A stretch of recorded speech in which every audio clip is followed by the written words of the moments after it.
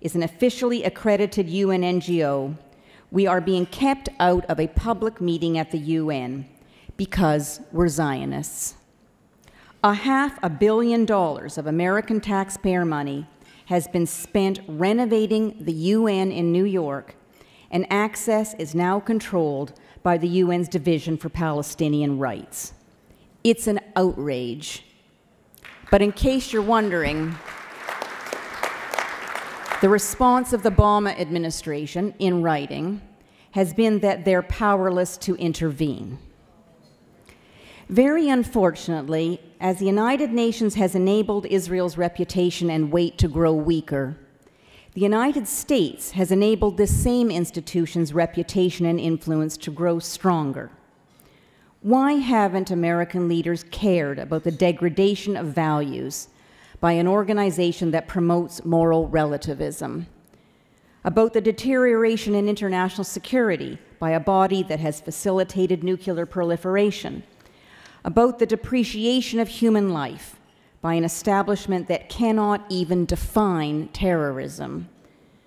The answer lies in a combination of self-doubt, misplaced guilt, fear of loneliness, moral impoverishment, and lack of imagination. It is time that we cast off these debilitating infirmities and end the perverse authority of the largest global purveyor of modern anti-Semitism. The welfare of the State of Israel, the integrity of the United States, and the protection of real human rights victims demands no less. Thank you.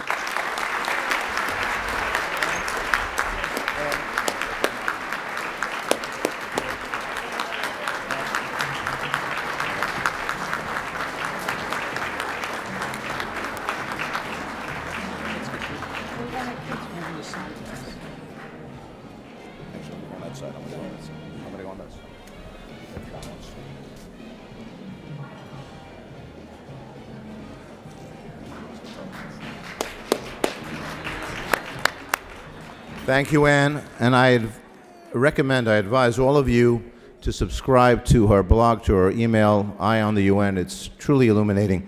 By the way,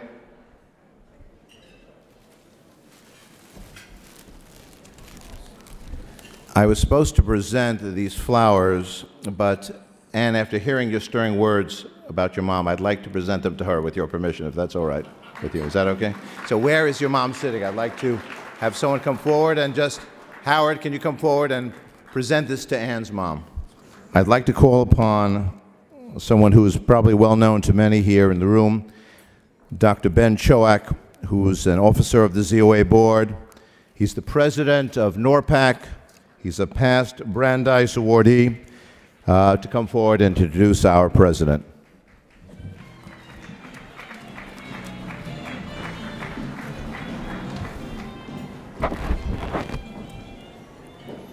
Good evening. My name is Ben Choak, a member of the ZOA board, and it is my pleasure and honor to introduce our next speaker, ZOA National President Morton Klein.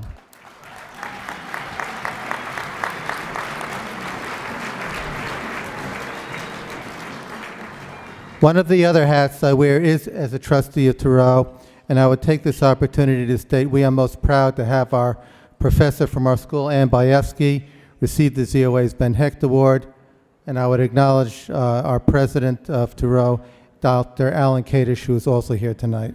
Thank you. As an active member of the ZOA board for 15 years, I have been gratified at the work accomplished by the ZOA under the leadership of Morton Klein. There are two types of people that look at the world and that are determined to make it better. One is a hater of falsehood, and the other a lover of truth. One the pessimist, and the other the optimist. Morton Klein has defined his tenure at the ZOA by the unrelenting expose of those that would purport lies about Israel and the Jewish people.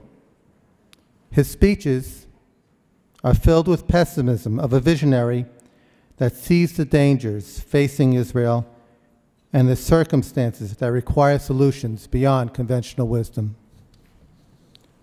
Mort is also a lover of truth, the optimist who sees the potential for good. His tireless efforts to unite the Jewish community in the struggle towards the survival of Israel are legend. He even outworks his brother, the doctor.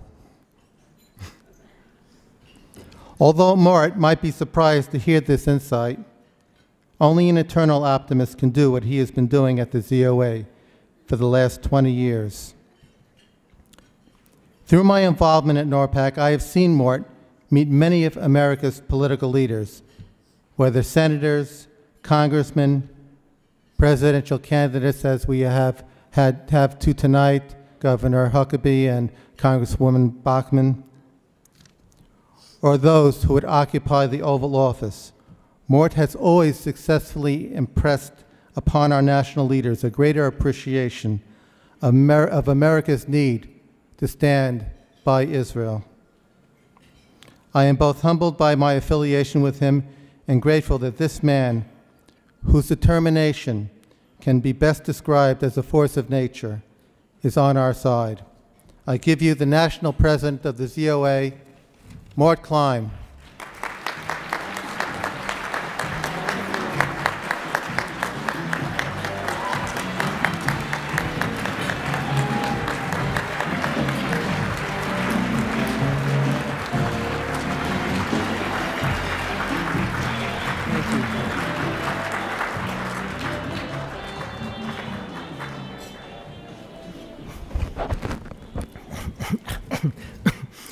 Wow. Thank you so much, Dr. Chuak Ben, for reading that exactly as my wife wrote it out for you. It's my mother. My mother would have written it in Yiddish. She would have had a lot of trouble.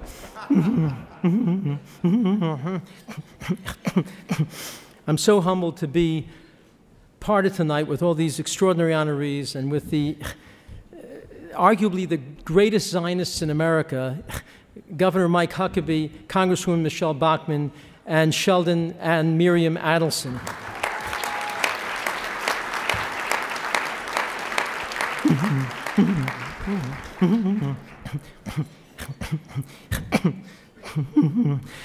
I'm proud and privileged to welcome all of you here, devoted Zionists whose love of Israel and the Jewish people is inspiring to all of us, especially to me, to come to this ZOA Brandeis dinner. ZOA is the oldest pro-Israel group in America, whose past leaders have included Rabbi Abba Hillel Silver and Louis Brandeis, and other distinguished leaders. We have a ZOA Center for Government Relations, headed by Josh Lennon and Dan Pollack, a Center for Law and Justice, headed by Susan Tuchman, a Center for Campus Activities, headed by Sharona Whistler, and an Israel office headed by the indefatigable Jeff Dalby.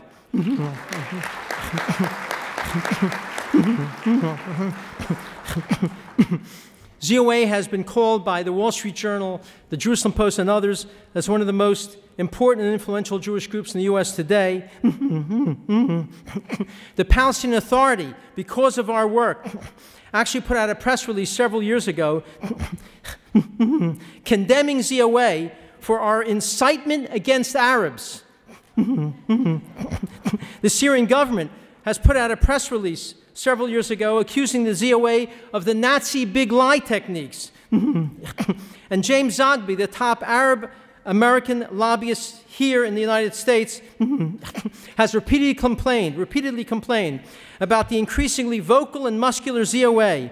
He said, "We are influencing the media and legislators and textbook writers, and if we don't combat them, they will win. Mr. Zogby, with the help of these people and Jews around the world, we will win."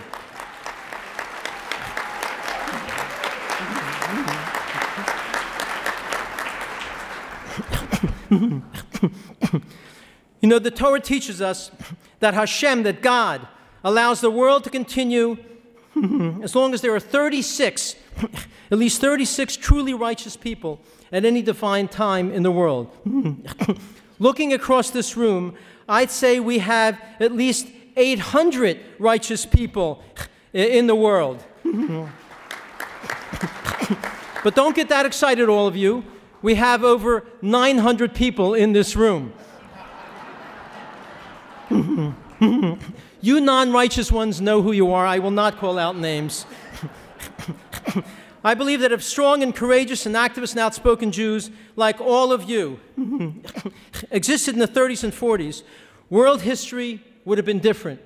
Certainly Jewish history. We have learned some lessons from that time. Never again dare we be the Jews of silence. We're certainly not going to be here at ZOA. For many years now, until this very week, we have heard extreme hatred and blood-curdling speeches from the leaders of Iran, a frightening reminder of an era only 75 years ago. Iran's supreme leader, Ayatollah Khamenei, screamed at a rally last week about the dirty, rabid Jews, about Israel being doomed to extinction, that Israel is an illegitimate and bastard state. I'm talking last week. He added that anywhere there's an Islamic anti-U.S. movement, we support it. The U.S. is simply an enemy, said Khamenei, who smiles. These Iranian words of hatred were proclaimed in front of a rally of hundreds of thousands of people in Tehran, carrying large signs in black and red paint, proclaiming death to America, death to Israel, while burning American and Israeli flags, and while singing several new Death to America songs last week as the U.S. and Europe was negotiating with them. And the new president of Iran, Hassan Rouhani, called Israel a wound that must be removed, while his chief of staff, General Firuz Gobadi, said the Iranian cause is the annihilation of Israel. The Iranian website Aleph, which has close ties to the supreme leader of Iran, said there is a jurisprudential justification to kill all the Jews. After these horrific speeches, Iran launched a series of massive military drills and war games, which were codenamed Toward Jerusalem. This was last week, ladies and gentlemen, a terrorist organization devoted to Israel's destruction. Yet the world calls the new president in this regime moderates. They ignore these words. They ignore the fact that Rouhani was indicted by Argentina for his role in murdering 85 Jews in Buenos Aires. They ignore the fact that he was the planner, Rouhani was, of the destruction of the Khobar Towers, killing 19 Americans. They ignore the fact that Rouhani bragged about misleading the world about Iran's nuclear weapons only a few years ago when he was the chief negotiator for Iran on that issue. They ignore the fact that Iran is the biggest supporter of terrorism in the world, funding and arming Hamas and Hezbollah and Syria, that murderous regime under Assad. And this frightening Iranian regime is on the verge of developing nuclear weapons. And they're developing ICBMs, intercontinental ballistic missiles, that will be able to carry a nuclear payload. In fact, U.S. intelligence reports that Iran missiles, which can reach Israel and Europe now, will be able to reach the United States in the year 2015. That's a year and a half they'll be able to reach us. Is that a serious intelligence report?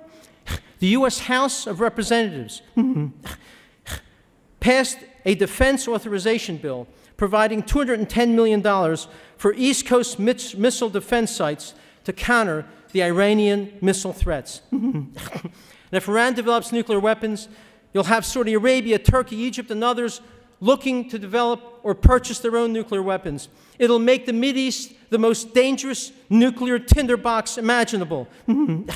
Iran could then threaten us with nuclear terrorism. It could put a nuclear device on a ship heading to any port or in a truck parked in any city. Ladies and gentlemen, Iran, the Islamic terrorist regime, must be stopped.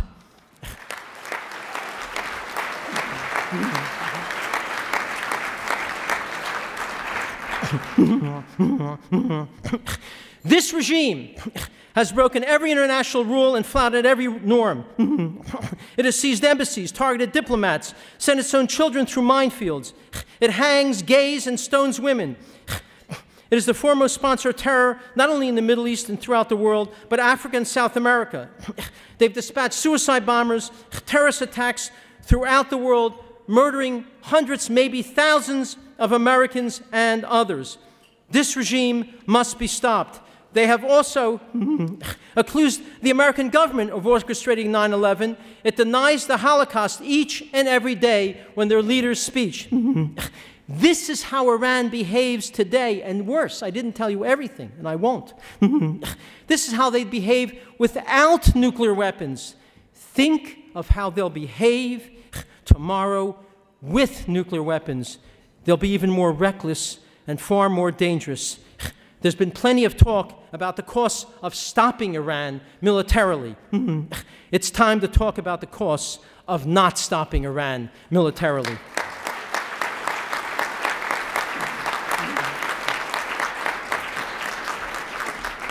This is a religious war for them. They have a fanatical religious belief. They believe that the 12th of a succession of imams, a direct descendant of the Prophet Muhammad, went into hiding in the 9th century and will one day return to this world after a period of a cataclysmic war to usher in an era of stability and peace. To them, this is a religious imperative. They are serious. And the Israeli people are very, very worried. 2/3 of them support military action.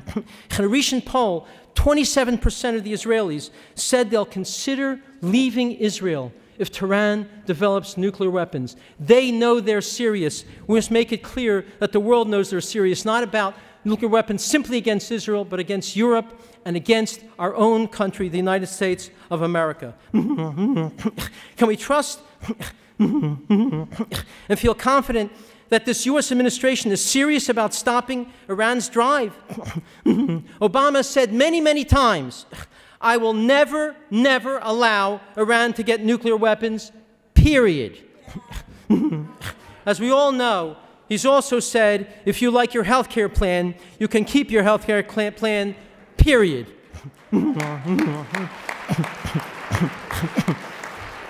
Let's very briefly look at his record. When ZOA and others got 400 congressmen to sign legislation to have sanctions 5 years ago, and 90 senators, President Obama didn't allow Howard Berman to bring this to a vote for over a year.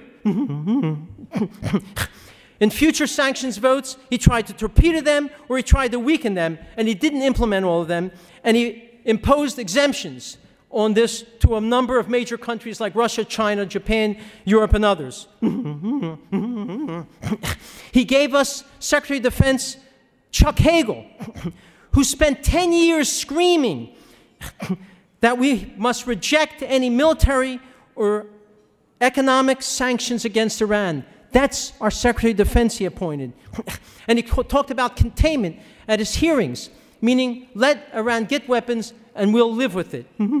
Hillary Clinton has also said we must extend a missile shield if Iran goes nuclear, implying containment. And he appointed Tom Pickering to be the head of the Iran Project, who has continuously made speeches, Pickering has, saying no covert action, no sanctions, and no military action should be used against Iran. That's his situation of Obama. He has leaked Israeli military and intelligence information regarding Israeli preparations to deal with Iran. And he's had Joe Biden warn Israel not to use military action. He's had the Joint Chiefs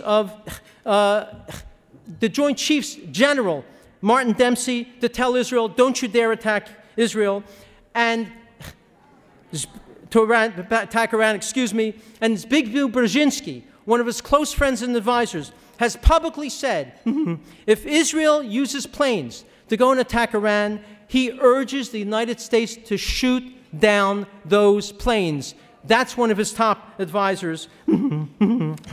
He's hardly serious about stopping Iran. And as the great Austrian statesman Metternich said, diplomacy without arms is like music without instruments. This deal that was just signed yesterday does not end any part of the nuclear infrastructure. It leaves it intact. The 19,000 centrifuges are not destroyed or dismantled. They're simply stopped temporarily. The uranium, not destroyed. No facility that makes centrifuges is being destroyed. The plutonium facility, an alternate way to get nuclear weapons, is going to remain there, not being used, but not being destroyed. So he's done nothing to reduce the ability of Iran to get nuclear weapons. He simply postponed it for a few months. This is irresponsible. Irresponsible, irresponsible. And he says we can turn around this relief from Iran if we want to, but every time there's been major agreements between countries, those types of relief situations have never been turned around throughout history, and it won't be now. As President Netanyahu, Premier Netanyahu of Israel said, what was achieved last night in Geneva is not a historic agreement, it is a historic mistake. The truth is that not only must we stop nuclear weapons, we must learn from the Holocaust. I, as a child of Holocaust survivors, must make it clear. The memory of the Holocaust goes beyond holding memorial services. It is not merely a historical recollection. The memory of the Holocaust obligates us to apply the lessons of the past to the future. We dare not bury our heads in the sand.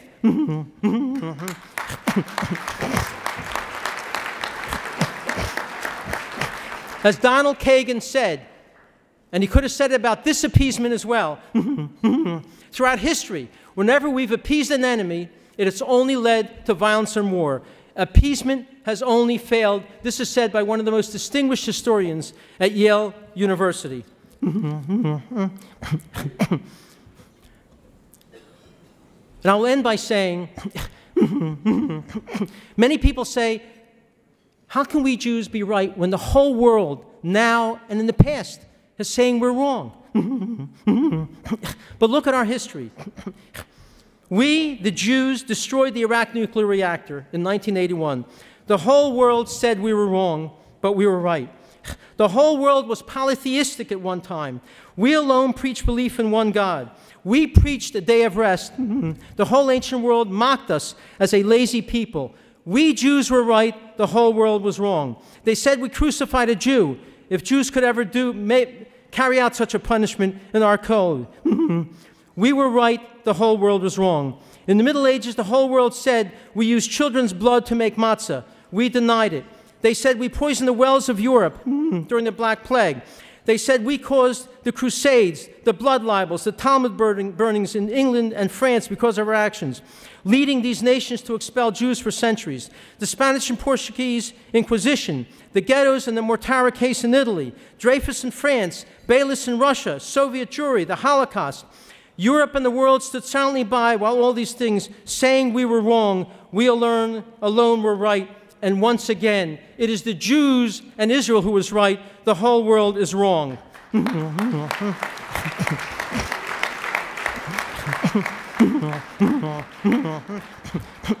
As I said many times, I believe in miracles. We've lived through miracles through the thousands of years of our existence. Those who care about and love Israel must believe in miracles. Who would have believed that even though Israel was David and a huge Arab world was Goliath, Israel would win the wars in 48, 56, 67, and 73? Who would have believed that Israel, which began with 600,000 Jews 65 years ago, would now have a population of 6 million? It's a miracle. Who would have believed that Israel would make the desert bloom, just as the Bible promised that the Holy Land will remain barren until the Jews returns? That's what happened. That's a miracle. Who would believe that the Jewish state would now have more scientists per capita, publish more scientific papers per capita, have more musicians and orchestras per capita than any country on the face of the earth, and would have more than a dozen Nobel Prize winners? higher per capita than any country in the face of the earth, and that is an extraordinary miracle, an extraordinary task. Who would believe that we now have more students studying in yeshivas in Israel than at any time in history? It's a miracle. Who would believe that for the first time in history, a country would bring black people to its shores, not to be slaves, but to be a free and proud people? That country is Israel, and that is miracle. That is a miracle. And who would finally believe? After 2,000 years of dispersion, there are now 400,000 Jews in the holy city of Jerusalem. We have 350,000 Jews in the holy land of Yehuda and Shomron, given to the Jewish people by God Almighty. And after 2,000 years, we Jews have sovereignty over all of the historically holy Jewish city of Jerusalem, never to be divided again. So we must be strong. We must not be afraid, for God is with us. The cause of Israel is moral. The cause of Israel is just. We must act and speak out with courage. Truth and justice and God are on the side of Eretz Yisrael and the Jewish people. With the strength and will of the Israeli people and the will and the help of Almighty God, there are new miracles we cannot foresee that will resolve these issues. The people of Israel shall dwell in their holy land for eternity. Hashem promises that we will prevail. Thank you so very, very much.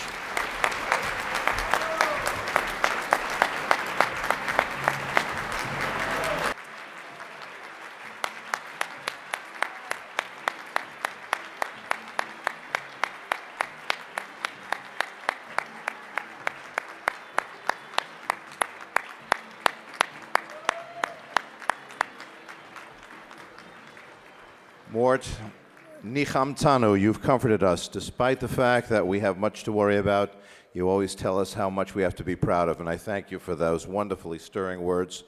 And I've waited a year to say this to you, Mort. Mort, you look marvelous. Okay. All right. And we're happy and grateful that you're well, and Baruch Hashem, Ad Mea V'Esrim.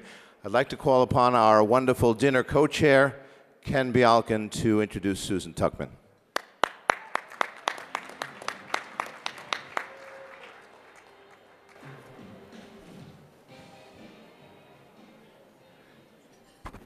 I'm really aware that I stand between you and dinner, so don't worry. As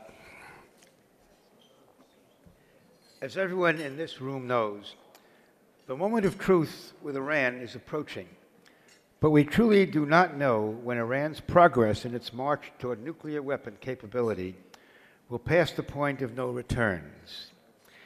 There are people, including in the U.S. administration, who, in good faith, we hope, think that offering Iran relief from some sanctions will lead to a satisfactory and enforceable agreement where Iran will forever disclaim and abandon the quest for nuclear weapons. To many of us, that optimistic notion is simply whistling past a graveyard. To many of us, that optimistic notion is a reverie which may not be realized. The countries of P plus 5, save the French, either do not recognize the danger to the entire world, and particularly the Western world, which leaves open the prospect that Iran might achieve nuclear capability and be in a position to distribute their newly acquired knowledge into the hands of jihad. The jihad is the war of radical Islam against the infidel, and we all know what the jihadists are capable of inflicting upon the free world. What we also know is that Israel stands exposed and vulnerable and has determined to take whatever steps are necessary to terminate the risk the free world faces in a potentially nuclear Iran. The blindness, or perhaps a foolish complacency by members of the P plus 5 is sadly apparent, and perhaps it is because they may be willingly so gullibly to accept the mendacious assurances from Iran that they pursue nuclear capability only for peaceful use. We wish these optimistic happinesses happiness in their reverie. In this context, I hope you will not think me overly dramatic to remind you which the word William Shakespeare provided for King Henry V on the day before the outnumbered British fought the famous Battle of Agincourt on St. Crispin's Day. He said, "He that shall see this day and live old age will yearly dwell on the vigil feast, his neighbors, and say, tomorrow is St. Crispin's. Then will he strip his sleeve and show his scars and say, these wounds I had on St. Crispin's Day." And later he said, "We few, we happy few, we bond of brothers, for he today who sheds his blood with me shall be my brother. And gentlemen in England now abed shall think themselves accursed they were not here, and hold their manhoods cheap, whiles any speaks that fought with us upon St. Crispin's Day." Ladies and gentlemen, this is our own St. Crispin's Day, and you are our band of brothers and sisters. Sometimes the significance of the battles we fight become apparent only long after the battle is won or lost. The battle today is one of those cases.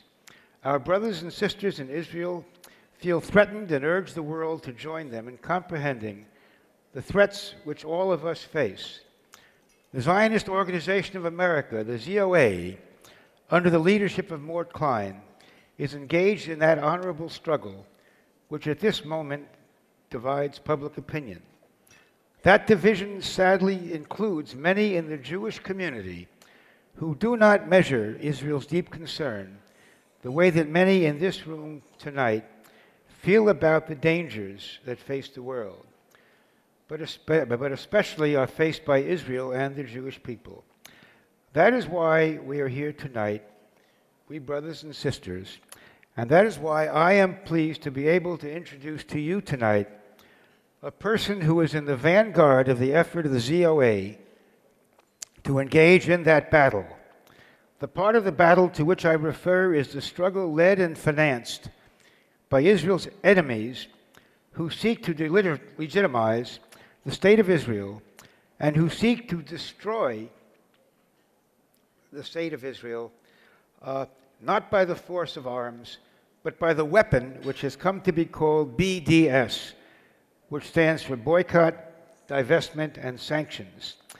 These are the weapons with which Israel's enemies hope to weaken the state of Israel and influence public opinion.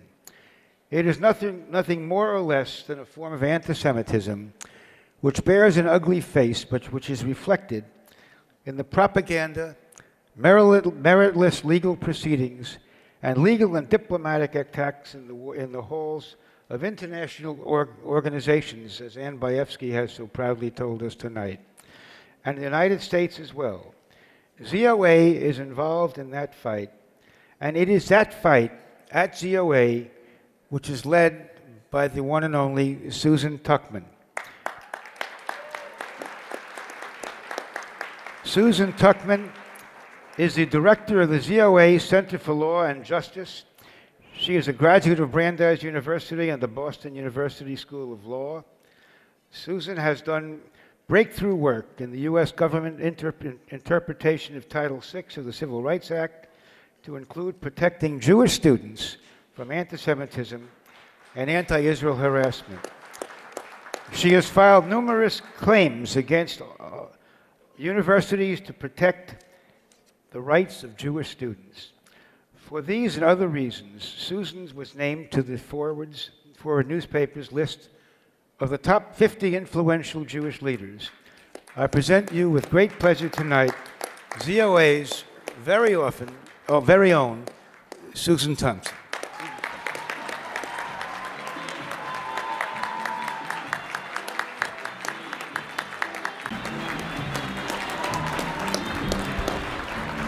Thank you so much.